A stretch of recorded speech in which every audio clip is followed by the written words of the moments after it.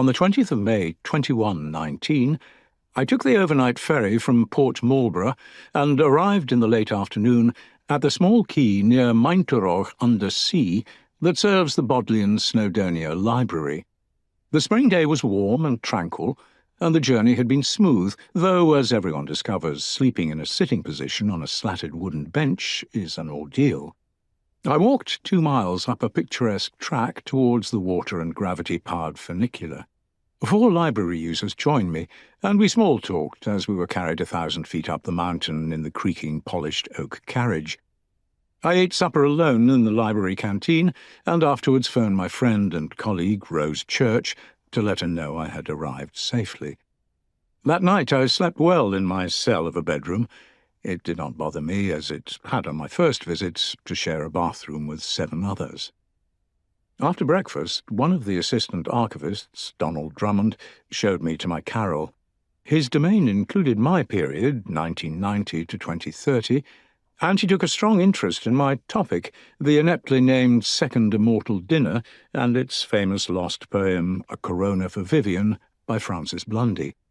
It was useful to have someone fetching this and that from the stacks, but Drummond's well-intentioned manner, his habit of pausing mid-sentence after minor words like of or the, while letting his mouth hang open, made me tense.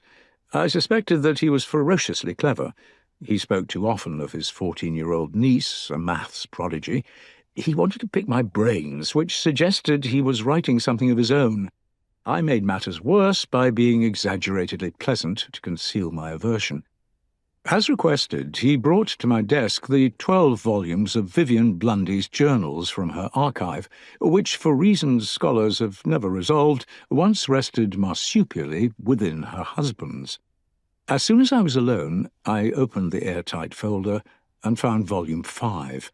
I turned to page 32. I needed to see this again. Things are settled between Frances and me. I'm mostly happy here, an achievement. She is referring to the tragic case of her first husband, Percy Green, who suffered from Alzheimer's disease. She believed Francis loved her, and though neither was young and he was 10 years older, they had a decent sex life, and there was always plenty to talk about. Nowhere in the journals does she regret marrying the great poet, though he spent much time in his study. Elsewhere she writes, I wonder if I sometimes enjoyed disliking him. By volume 7 they had been married 9 years. Early on she had kept herself sensible, researching her second book, which she abandoned. When she had a job at Oxford, she had published a scholarly biography of the poet John Clare, a reworking of her doctoral thesis. She had enjoyed teaching. Several years later, her situation prompted wonder among her friends.